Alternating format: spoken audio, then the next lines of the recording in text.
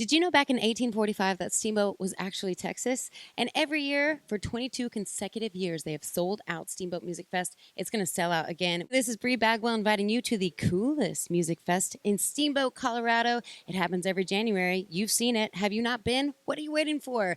It is the original Texas Music Festival with over 50 bands in the Texas and Red Dirt music scene. You never know. Kevin Fowler might be just eating lunch next to you one day. With the Steamboat Music Fest package, you get 6 days of mountainside lodging, 4 days of lift passes, 1 night lift pass. Don't miss out. You're going to have so much FOMO if you're watching on social media. So just go to themusicfest.com, sign up for that email newsletter. You can get on the wait list. You never know. Steamboat Music Fest, down home, up high. Come get real with us. Steamboat Music Fest. Hey, this is Bree Bagwell with Only Vans Podcast, and I don't know about you, but I don't want to spend time worrying about things like taxes and bookkeeping and the IRS. I'm from a family of accountants, so take my word for it. You need someone that is specialized in Texas taxes, and Lakeside Tax and Bookkeeping are pro QuickBooks advisors, and Stacey has been doing this for over 25 years. Girl knows what she's doing, and I just did all my sales taxes.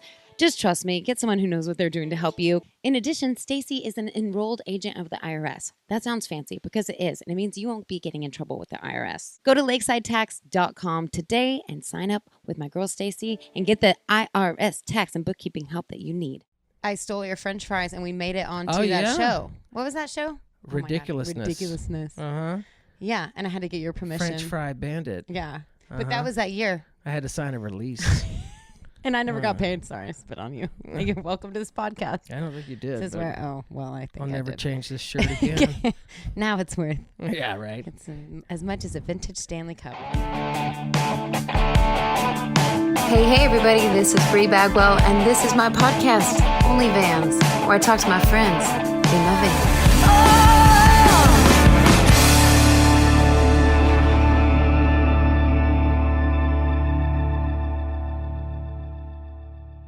I found out yesterday that I'm highly allergic to brewer's yeast, aka beer. What? Yep. And it explains everything. Well, so how you found out yesterday? So you haven't when was the last time you had beer? Like 2 days ago. Okay. So I'm gonna quit, but I'm not allergic to whiskey, so that's great. Yeah. But brewer's yeast, I'm off the charts. I first thought you said Brewer's Yeast. It's like some sort of special, like different brand of beer. Right. Shout out to Brewer's Yeast. They should never be a sponsor on this podcast. Nope, I can't have your beer. I can only have whiskey, and thank goodness I have Devil's River. So I wish I wasn't allergic. Otherwise, Brewer's Yeast is the way to go. Ding! Can you put like a little sparkle in my eye when I do that? Brewer's Yeast got the best yeast. I don't know. Yeah. It's the first thing. Perfect. I thought about, during COVID, starting a jingle company, and Paul wouldn't do it with me. My old guitar player, Rob Smith, was like super in. But I thought about proactively making jingles for companies and then pitching it to them and saying, hey, you can have this for $500. Don't you think that's a good idea? Just like all the people who steal people's like website domain names or whatever. Right. You just proactively go after it. Yeah. Dude, that's a very confident move. Okay, maybe it was a little overconfident. Paul was like, people aren't going to want that. Like, they have no input, and you just come to them with you just say, hey, check this out. Isn't it amazing? And they're like, we hate it, and we don't even have pasta. Right. Yeah, exactly. Right. That's not right. Not what we do. That's not what we do here. Google would have been worth a Google. I know. Yeah. Right. And it's the same melody for everybody's jingle. The jingle world is a little tough, man. Yeah. That's a tight-knit group. They don't want outsiders jumping in. Yeah, I can tell. I like dipped my toe in the water and got like zero takers. So anyway, that was my failed business idea. Do you have any? I'm just kidding. That's not why we're here. I've had a lot. I mean, look music. At me. Yeah, this first and foremost. He shoots, he fails. Yeah. No, I have to tell you. Well, okay, so this is our first episode we've ever done without Ka. Ka. Thank you. Yeah. A lot of people don't get it. And but you were here because you're playing the Redbird tonight. And so are you. Yeah. And so you were like, we should do the podcast. So I was like, welcome to my super crowded office studio. There's like my trash can and all my dirty clothes on the floor, and I'm embarrassed. No, don't be. Is it fine? It's just I feel at home. Okay, perfect. I feel totally relaxed. I have a 15-year-old at home, so we're good. How is she so smart? must be. I don't. The internet. Okay. Yeah. Well, I'm just saying you. I would love to take credit for all of that. Yeah. Some of it, but no, she's. Your wife. Yeah. Yes, it is. It's totally Terry really knocked it out of the park. Yeah. There. Well, no, it's the internet, man, and that's why I can't trust everything she says, and I never know what she knows until she starts talking, and then you could be talking about anything, and then she'll be like, "Actually," I'm like, "Oh, great." Here we go. Actually is the word that always comes first. Actually, you're an idiot. Pretty much. Actually. And I don't have a good argument to go against. Well, she's 15. How you can't argue with people that are like it's so interesting because I have a couple friends and that are significantly younger than me, and it's just we don't quite have the same problems and outlook on life, and it's a very interesting. But I still love them to death, and I want to be more like them. But I think I'm just not capable. I think I've passed the. I don't care about being cool anymore, I guess is my point. Yeah. I'm okay with not knowing how to do TikTok, you know? That's where it starts. Yeah, but you do know how to do it, and you're doing it. Like, I'm actually that guy. And I have offered my daughter, my 15-year-old, because I have a 20-year-old too. Right. Oh, that was who I think I was thinking of, because she's just real smart too. They're both brilliant, you know? Yeah. Apples and trees. I mean, that apple fell way, way far away from the tree. Again, Terry. Hold on. Yeah, give it all to Terry. That's right. No, but I've offered Sophia, my youngest, money. I'm like, look, clearly I don't know what I'm doing. I made one post that actually got some traction, and it was, I don't know what I was doing, but my wife says, "Hey, you know that Stanley thermos you have, like that old school Stanley thermos? Apparently everybody's all into Stanley cups. Like just go get the Stanley thermos and just say something funny about Stanley and how you were into Stanley before other people." I didn't know it was not a new thing. Well, yeah, it's been having that for years. I mean, this thing's from like the 40s or something. Wow. Yeah. Okay. So I just made this video. It's like just drinking out of my vintage Stanley. It's I saw that. Just total Ron Burgundy ripoff. And it didn't blow up. But like for me, by my standards, I had never seen anything. So I told my daughters, like, look, I'll pay you a certain amount of money if we can just do just a handful of TikToks every week, because I don't know what I'm doing and I don't know what people are talking about, and it's getting really a lot more difficult to make me look cool in those situations. And she's like, "Here, do these dance moves." And she went, I've tried that. No. It's not good. No, it's not good. I would pay money to see that. No, I tried one that's like that. If you go to my TikTok, you'll see there's at least one where I'm trying to get into it. And it's just like, because I got this record label and they're like, you need to be posting more TikTok stuff. I'm like, okay, well, what do I do? They're like, well, look at this. I'm like, I don't want to do that. No, I know. But I did it anyway because I don't know. Because I'm clearly not that cool. Well, and it's tough because I've tried all the things. In my most viewed TikTok, I posted a boat sinking. I was on this big yacht. That sounds very name droppy or whatever, but it's not. I was just on this big yacht, and this other boat got stuck, and this other boat was trying to pull it out. And so I was like, well, I'm going to film this because they're like, it's going to sink.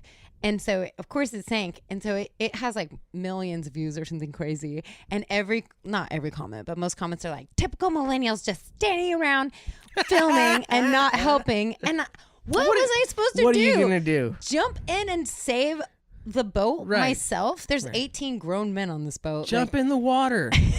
What am I supposed to do? Lift it. Come on. You're just standing around. I mean, it was just so... Throw him a life preserver for crying out loud. They were so mad at me. Well, okay, so you remember the year, one of many years going to Steamboat, but it was a couple of years ago. It was the only time my wife has ever gone to Steamboat with me. And everybody got shut out, like you couldn't get in. The snowstorm came. Yep, that was there that year. I almost didn't make it. We did the trick when we flew into Denver, rented a car, and then drove the rest of the way. Mm-hmm. And it was terrifying. You know, it's just like, is that, I mean, we've both driven a lot through a lot of situations. That to me was the worst. Yeah. Ever. But so we're driving along. I'm white knuckling it. Terry can see I'm visibly like agitated. And she keeps messing with the radio. It's like, oh, I just thought I'd put on a podcast. Maybe something you can. Just stop touching. Yeah, don't do anything. Don't touch anything. Don't do anything. And we drive by, and I think it was William Clark Green's bus in the ditch. Yeah. Right. And it was like, it wasn't on its side or anything, but it was like tilted. And she's like, should we pull over and see if they're okay? It's like, do you want to spend the night on that bus with them?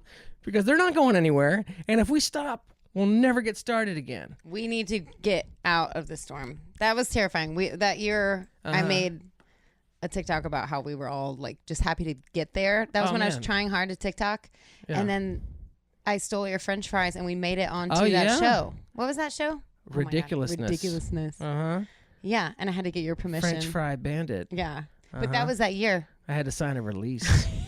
And I never got paid. Sorry, I spit on you. You're welcome to this podcast. I don't think you did. This is where, I think I'll never did. change this shirt again. Now it's worth. Yeah, right. It's as much as a vintage Stanley Cup. It was gonna. Wait. So but was there more to that, or were you just like, because oh, I'm sorry. What was it supposed to? What I was basically saying is that you were talking about how you didn't help the people. Oh, right. Okay. That was related. Yes. Okay, that was actually perfectly related. Uh-huh. But yeah, what are we gonna do with William Clark Green's bus on the side? Yeah. Nothing. You can't do anything about it. And people wonder why we drink so much when we get there. It's because we're so relieved and we all almost died. Oh my gosh. Like we parked the car and we're walking in and she's never been before. She says, well, do you want to check in? It's like, no, we're going to the bar. Yeah. Immediately. We need a drink. Kevin Fowler's going to buy it for us, which has been my luck recently. I don't have such luck. Oh. Yeah. I saw him the other. What do you mean he bought you a drink and not me? No, yeah. That's crazy. Sometimes Paul gets so mad because I'm like, I didn't even spend any money tonight. He's like, this doesn't happen to men. Right. What? Oh, what? Sorry. Well, we had fun at Steamboat this year. You did a 60s jukebox. I did. Yeah, I did. Well, it was show. like it was supposed to be like country music of the 50s through the 70s, basically. Because the year before I did the 90s. Right. What song did you do on that? I did Loretta Lynn. And I had... Well, but I'm saying the 90s country thing. Oh, yeah. I did Travis Tritt. Here's a Quarter. That's right. I think. Yes. But I always hate it because you always ask, and then I'm like, well, can I do it in a different key? Even if it's a girl song, I always have to be like, can I do it in a different key? Girl singers, man. I know. Can we do that in A sharp? Yeah. And I kind of had little hope because not little hope, but that turnaround... I had high hopes. That band was amazing. But there's a weird turnaround in that song. And of course they nailed it. Like Catlin nailed it. And like everyone was so good. Everyone just knew the song perfectly. And I offended them because I was like, wow, I really didn't think you guys were going to get that right. Yeah. And then they were like, why would you think that about us? That's not nice. Oh, they were great. They were great. And like honestly, that was 90s country. People listening don't shame me too much, but it's not my wheelhouse. That's one of the reasons, like this last year, I wanted to do the old school stuff because that really is kind of my wheelhouse. That's the stuff that I always kind of gravitated to when learning country music. Well, you have a perfect voice for that too. Aww. But you could sing anything, so it's not like that. It's not true. But I think that's great. And then but Steamboat has turned into, I did that tribute, and then I did the Jimmy Buffett tribute. I did that too. And then I did the Reckless Kelly. Did you get tribute. a turtle box? I got a turtle. Oh my gosh, turtle box. Thank you so much. Yeah, why don't you reach out to those folks? They're good people. I love them. Do you want to sponsor this podcast? We can put it right here. We should go get it and put it right here. Can I tell you a funny story about this? Yes. So everybody who played that room, Turtle Box was there, and I got off stage after the Jimmy Buffett thing like you're talking about, and there's the guy, and he's like, hey, we would like to give you this Turtle Box, and you just give us your address, and we'll ship you one, and I'm like, oh, cool, that's awesome, great. So I gave him my address and everything like that. Steamboat comes and goes. I'm watching all my friends post up on Instagram. You're going to love this. about how they got their turtle box, and oh, I love this. Thank you, turtle box. We love it. We're jamming out here in the garage. Blah blah blah. And a week goes by, and I'm talking to Jordan. He's got his, and Max has got his, and Max and I talk all the time. Oh, lucky. I don't Lucky know. him. I don't know when. Yes, right. I don't know when it started, but over the pandemic, it got a little weird. Our wives are both just like, what is going on with our husbands? They just love each other. He's on the phone with his brother. I'm on the phone with Max Stalling. Yeah. Yeah. No, but anyways, I'm telling Max, it's like, man, I'm not going to be the one to complain about the free thing that I haven't gotten yet. I'm really not. Because, either I get it or I don't. But everybody's got theirs, and I haven't gotten mine yet, He's like, well, I'm sure it's coming, buddy. I'm sure it's coming. And then like 2 or 3 days later, I step out my front door, and I look on the patio there, and there's a box. It's the right size. It says turtle box. And I was like, oh, cool. Finally. I don't have to think about this anymore. And I go and I pick up the box, and the minute I pick it up, I can tell it's empty. You just pick it up. There's going to be some weight to it. And I pick it up, and I know there's nothing in there. Oh, no. And I instantly knew what had happened. Max. I was like, Max saved the box that his came in, and he mailed it to me. That is amazing. This is that's not a Max move. Like, no. It is with me. Like, okay. He pranks me. Okay. He's got it coming in a major way. That is hilarious. There's a handful of pranks that he's done to me over the years. And I'm so dumb that I can't, it takes me way longer than it should to figure out, it's Max Stalling. That's really cute. So did you get the turtle no. box? Oh, yeah, I finally got it. Okay. I think he finally, told him. Yeah, I think he finally went and said, to thank them, he called, because that's a Max move, too, to call the people and just be like, hey, really want to thank you for this. I'm Dudley Do right here. I know. Be more like Max. I know I got mine, and I think Adam Hood and Courtney and maybe Max, everyone commented on it and was like, what the heck? Because I had gotten mine and they had it, and so it was kind of a thing on my reel, and then I guess everyone eventually. But they were nice enough to mail them to us all because we would have lost them or had to fly with them or whatever. Jordan played with me in that room, the fish camp or whatever that they call it. And he wasn't, when he played with me, the person who takes the address wasn't there. So he just went and grabbed one because they had a whole wall of them. And he just grabbed one and said, I'm just taking it. So, well, you're entitled to it. You played this room. That's the rule. You go ahead. Right. No one's going to stop you. And so we were goofing on him all the way through the airport because he's just he's got his suitcase. He's got his fiddle case. He's got his little amp. And he's carrying this turtle box. It's like, dude. Well, it's such a luxury for us. Like we don't go by ourselves as I'm sitting in front of these really expensive speakers, but that's something that I would really, really want and never buy for myself. I really want a turtle box. Yeah. But if I'm going to do that, I should be buying T-shirts for merch or whatever. So it was very nice of them to give to us. Yeah. I will forever, for the low price of. Listen, let me tell you, and it's such a fine product. I know. Did you know that you can put them in stereo? You can just drop them in the water. Apparently, as long as the charging port is closed, sealed. Yeah, and then you get two out, and you can play them in stereo. What? Yes, you didn't know this. That's crazy. Rio told me. What will the good people at Turtlebox think of next? They're going to think of sponsoring this podcast. Okay, that was enough dropping with a for that. special space-age polymer that is resistant to fire and 600 pounds of barometric pressure.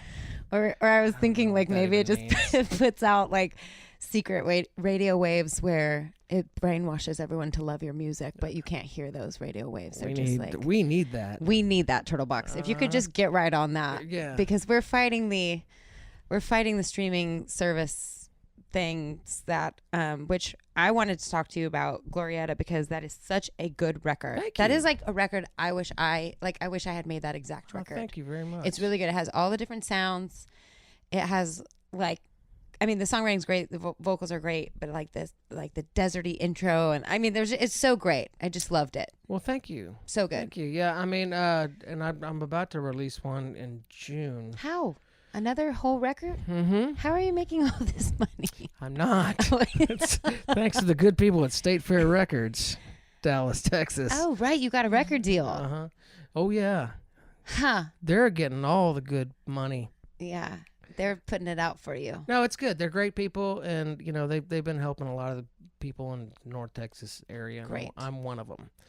So I worked with my buddy John Pedigo on it, and this is another thing we were going to talk about. Oh, were we? We were, because we were talking about it earlier before we hit record. Oh, right. And then long before we got derailed by whatever happened over here. I know. I think it's still working. Yeah, Surely. it looks it's like fine. it. I think it is. We're gonna hope for the best. Kyle. So, yeah, no, but the songwriters group, that was a thing. You know, like I never had that many songs in the sort of proverbial song bag. Is yours once a week? Mm-hmm.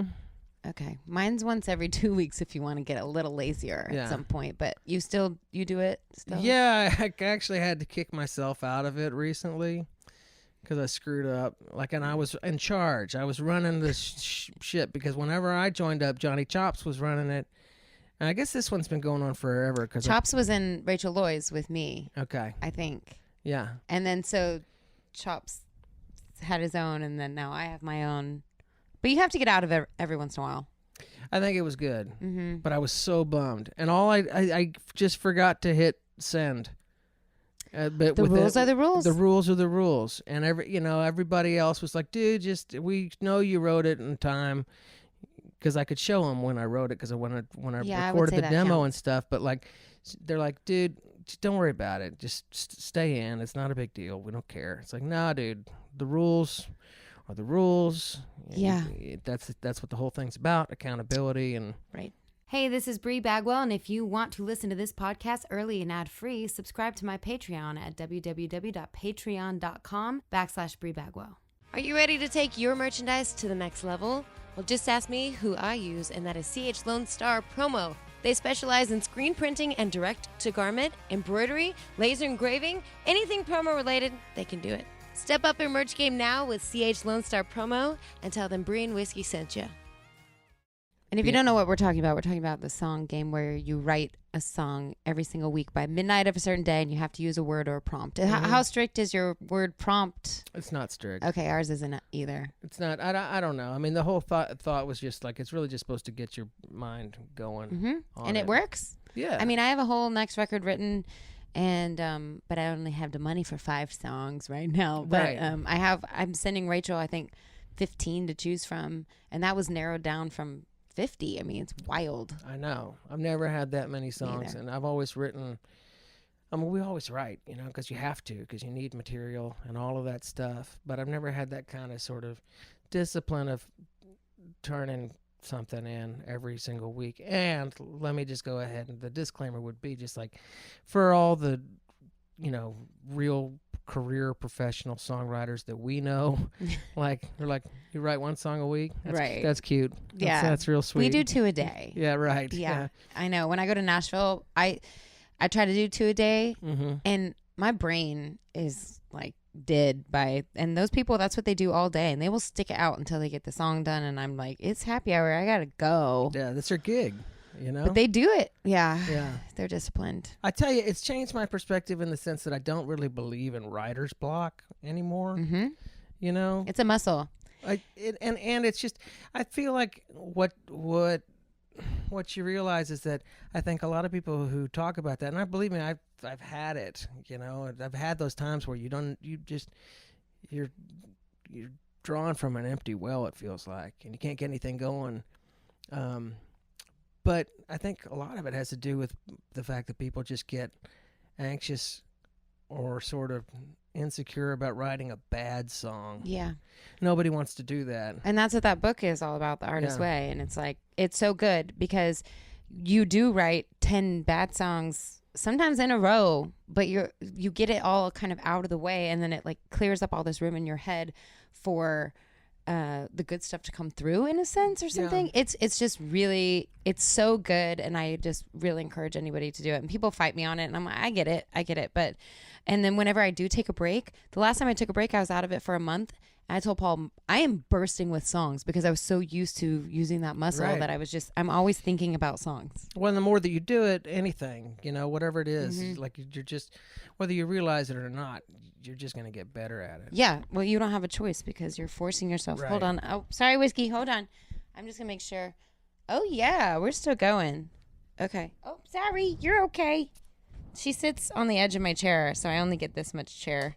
But I'm proud of you. So how many people are in your song group? We keep it at 10. That's a lot. Yeah. Do you listen to everyone's songs? Try to.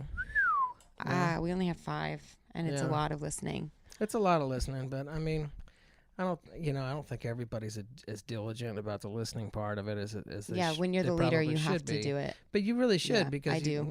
Right. Anyway, no, it's been great, and like it has created the situation where it's time to record. Like once we got done with Glorietta, and I'm still writing through all this stuff, and then we're like, well, I got all these tunes, if we can keep going. Yeah. If State Fair wants to make another record right away, because momentum is everything. If you can get anything going. Yeah. And 1100 Springs recorded. We would try to release a record every single year. Yeah, it's amazing. It's a lot because I don't know. Steve and I, who kind of ran the whole deal, Steve wanted to have a record come out in February so that we could really get on our booking strategy and whatever kind of promotion we were going to do for whatever single for that, so that we could, continue to work but it all costs money. It all costs money. Everybody, I had a radio DJ be like, hey man, how many singles are you going to put out on this record? Like, because I think I'm at number 5 on my 2022 record. And I was like, I know, but this is what we used to do. I kind of wish that we had done it, if we had done it that way, because there's just songs that you release a record that's got 11 or 10 or 11 songs, every once in a while 12, and you get maybe 1 or 2 songs that are going to get any kind of push whatsoever, and then you're going to release another record the next year. And then all these songs just fall by the wayside. I know. And then you got to go on to the next thing, Yeah. I don't know that it matters that much anymore, just because hard copies is just kind of like, I think now more than ever, if you want to push as many singles off a record as you possibly can for as long as you want to, then you can, Yeah. Because it's not like... One of the reasons we wanted to make records that much is because it also had to do with trying to sell the records, which it still does, but hard copies, it's a real head scratcher. I remember like when my first CD release party, how many CDs I sold, and that was so long ago. I would kill to sell that many CDs in a month or 6 months. It was it was wild, and now I'm out of vinyls completely, and of both my last 2 records, and it's $3,600 to print vinyls, so I'm saving up for that. But people do still buy vinyls, which I'm grateful for. But it's not the spend $1.26 to sell for $15 anymore, which I just don't understand so much about what goes on anymore. And there's a lot of things that make me feel like the old guy now. Like cassettes are coming back. Did you hear that? I did hear that. Do you believe it? Stupid. That's dumb. I mean, they sucked back in the day, man. We knew it, and nobody's got are they going back to selling cassette decks? I don't know, because I've seen 2 or 3 artists put their stuff on cassettes, and I was like, wait, where do people have cassette players? I can legitimately tell you that my entire music career, whatever that means, is built on selling $5 cassette tapes back in the day. Wow. Because that's what you did, And what's funny about that whole format is we went to the place where they manufactured, mass-produced your cassette tapes that you would sell at shows. Yeah. And you'd think it's like some sort of, it's just a bunch of cassette decks that are strung together. It's like you got one master cassette, and it plays over and over and over again. And that kind of analog tape, it just wears out the more you play it. And then there's like 10 cassette decks daisy chained together recording your stuff. What? Yeah. I didn't know that. I mean, mean, I guess that makes maybe sense. we were just super cheap and just hired the cheapest people, but they were a legitimate business. I'll say that Right. much. That's what they did. Well, it worked. I mean, $5 at a pop, and then you could afford to make a T-shirt. yeah. And then you sold enough T-shirts. Oh boy! Now it's boy. compact disc time. Dang. Woo. I know. That is wild. I'm not sure. Now I'm you're on, in the big bucks. I'm not on the. I don't think I'm on the cassette train yet. But then at the same time, No. I'm gonna blink, and then everyone's gonna be on the cassette train, and I'm gonna be last to the cassette train. Nope. Don't do it. Okay. Well, there's no room in the budget for that. I'm about to make a record. It's so. terrible. It's a terrible format. Why don't they just bring back 8 tracks, which is the stupidest format ever? You some wonder why. It's crackle. like, but I mean, think about this. Like, before 8-track tapes, what could people listen to recorded music on Portably. in their car? Yeah. Nothing. And the 8-track was so dumb because you'd be jamming to your favorite song, and then there's 4 separate, and then the middle of the song, ka-chunk. Yeah. Just right in the middle of the middle, song, yeah. and then you just got to pick up where it left off. You're singing real loud. Ha! Wait. Ka-ching. But Yeah. now it seems like the stupidest thing ever, and it is. But like, Yeah. if you didn't have any kind of way to listen to you're cruising around in the Ford LTD 77, you just crack You gotta old have that 8-track going there. I remember them, which is sad, but Jordan still has a collection of 8 tracks Really? and an 8-track. He's got every kind of I believe that about him. audio medium set up in the Cadillac barn. I believe that. Yeah. I don't mean that offensively. I mean No, that. he's got a real problem. I mean, it's like it's got too much stuff. He can't go to a garage sale and see some cabinet speakers without. I think that I need maybe those. we need those. It's like I've- you have 7 of them. I've learned that the trick to not having a bunch of stuff is not having any space. Like being in this house, we don't have much space, so I can't buy anything. Yeah. It's like I don't have room for it. Does it stop you though? Yeah, Really? it doesn't look like it. It doesn't stop Paul from buying guitars and me from buying music But stuff. you got a big new castle being built on the it's hill. just giant. Did you see how big it is? I saw. Yeah, it's also a small house, but that's okay. It's bigger than this? It's though. bigger than this, and it has a loft and a bunch of property, and we're just we only have to move a few feet. It's exciting. I'm so excited. Do you know how to lay flooring? I'm just kidding. I'm joking. Not Out of really. necessity, I have done some flooring. Well, there's other jobs. You do not want me. Do you want to help us pick out our ceiling tiles? We're in the process of that too right now. No, that is a decision way above my pay grade. I don't make decisions. I typically, at this stage in my life, have learned to. There's 2 things that are important when it comes to marriage. Well, yeah, but I mean, home improvement or home ownership.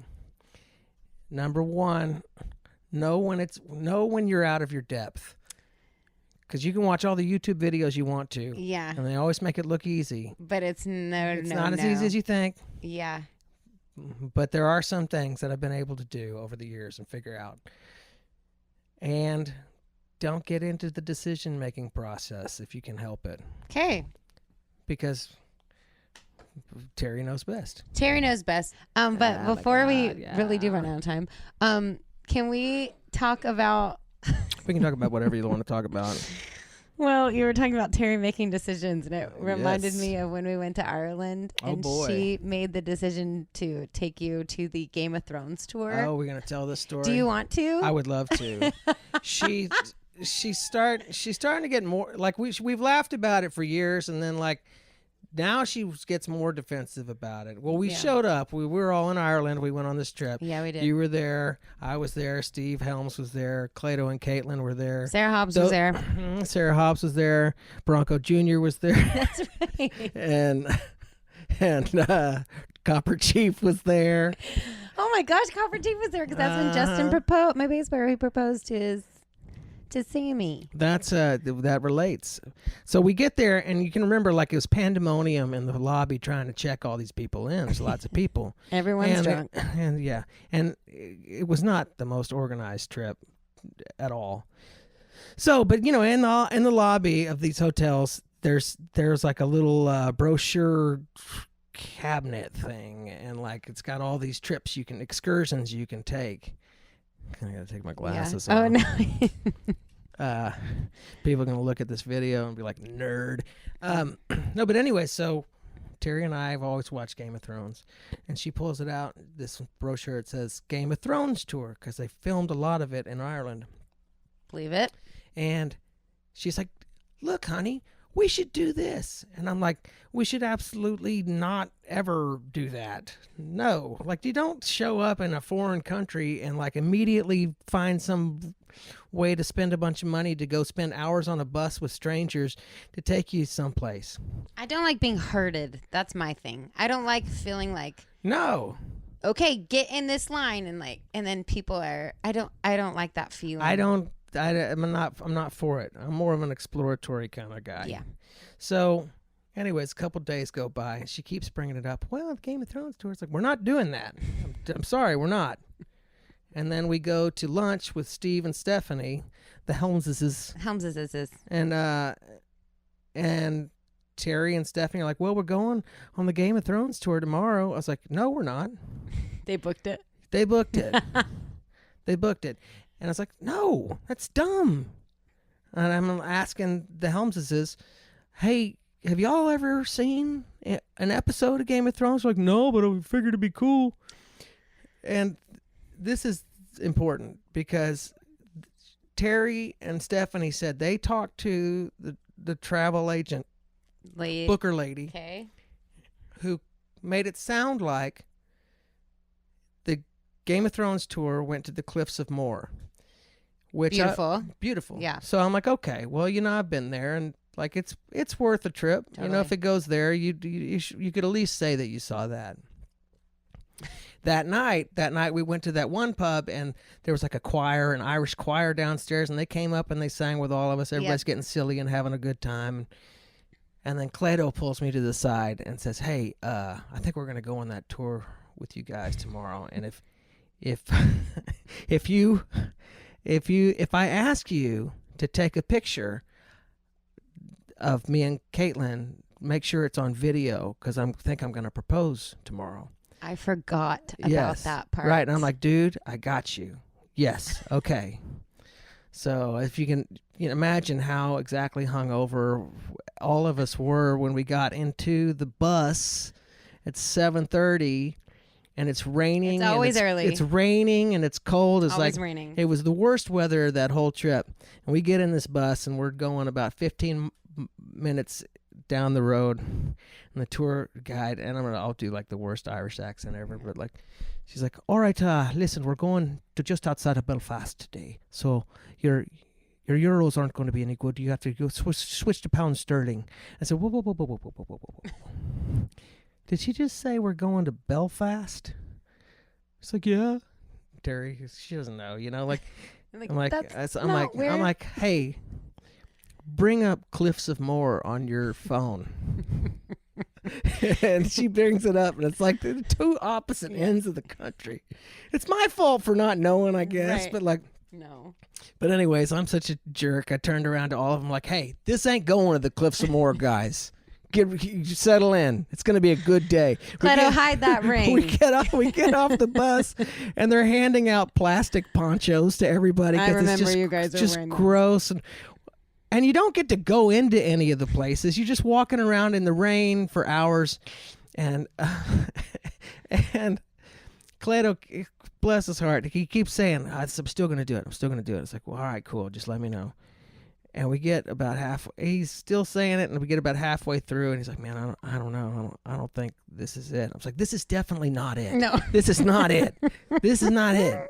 You can keep that thing in your pocket. Yeah, because you could propose. She's gonna say yes, but then you got to walk 4 more hours in the rain, in the cold rain, right? Where they're like, "This is a tree that was in scene 4." Yes, that's right. Like every place you'd stop, like, all right, if you can see this clearing of trees right here, this is where Jon Snow first saw the White Walkers, right in these trees right here. And then they pull out a picture. It's like, and this is what it looked like before CGI, and this is what it looks like with CGI. It's like, oh wow, So it's On to the some next stuff. trees and a couple of pictures that you. But this is for the tour.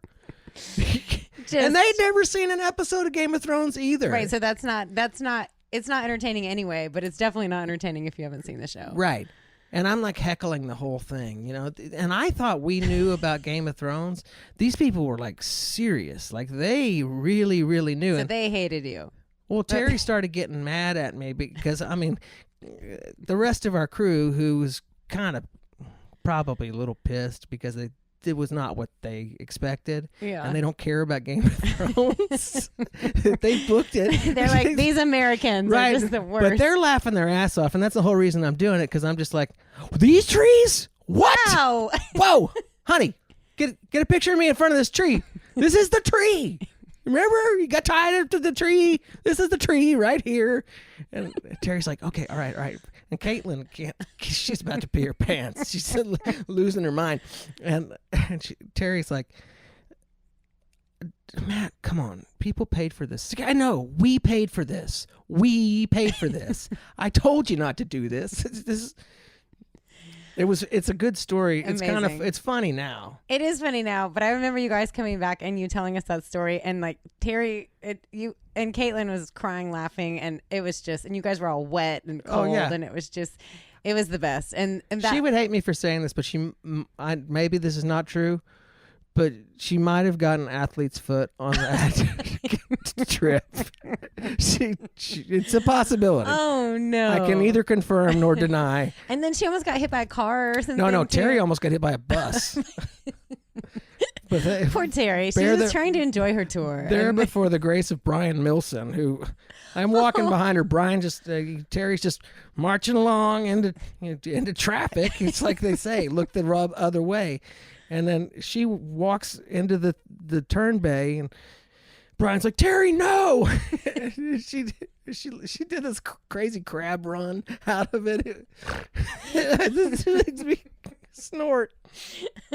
And it could have been the worst day of my entire life. Yeah, like she almost literally got hit by a bus. It really could have, like my whole reality flashed before my eyes. Just because it would have been the worst thing ever. And then it took me about 10 minutes, and I was making fun of the way she ran. Oh, you were doing it the whole trip. Oh, my gosh. You were doing the Terry run.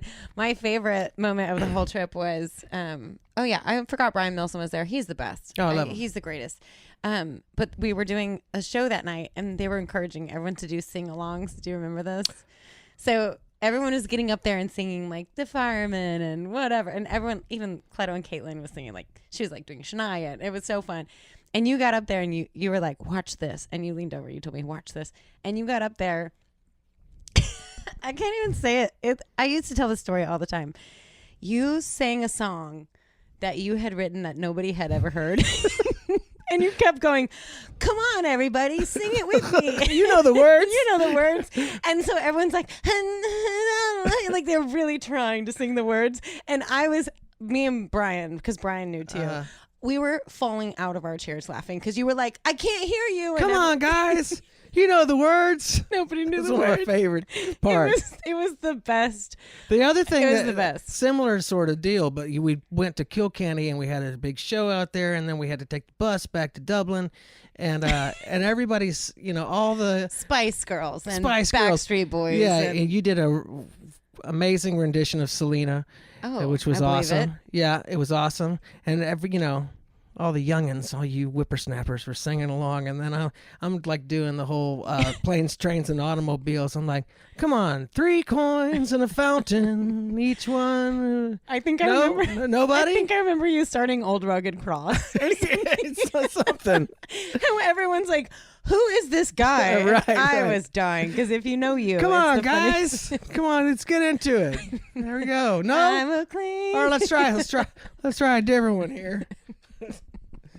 That was a great trip. Yeah, I love it. Well, I mean, I think we did it, and you have to be at your gig in like 15 minutes. At our gig, but that was so fun, and we should do this again. Yeah, because hopefully we got audio and video. Kyle, we're so sorry. If we didn't get it, then we'll do it. We got it. No, I bet we got it. We got it at minimum. We got the audio, but I think I did 2 cameras. One of them's probably dead. One of them's probably the wrong definition. I don't know. I was like, is it 4K or HD or how many frames? You're talking. I don't know any of that. Gobbledygook. That's why Kyle's producer of the year. And I just thank you for coming. You're one of my favorite people. And I've never laughed so hard in my life as like the times that I hang out with you. Oh, I love you. Yeah, I love you back. Yeah. Go listen to Glorietta because I didn't know there was another record coming. Yeah, it is coming on June 22nd. My shoe's been unzipped this whole time. Oh man, I got it. I'm not even wearing shoes. I got to I love change it. into manly footwear. Yeah. That's it. Hopefully you can't see this part. I bet you can't. It's not. At least you don't have athlete's foot. That's I don't Terry. have good-looking feet, though. Terry has an athlete's foot around here. No. I'm just kidding. Caitlin. Oh. Caitlin was the one. Oh, I didn't know that. Oh, she's gonna kill us. She's fine. She don't care. Fine. I didn't say she did. I said maybe. I remember that now. Maybe. On that note. Just maybe. On that note, we're gonna OnlyFans. OnlyFans.com. Turtlebox. Bye. Turtlebox. Turtlebox.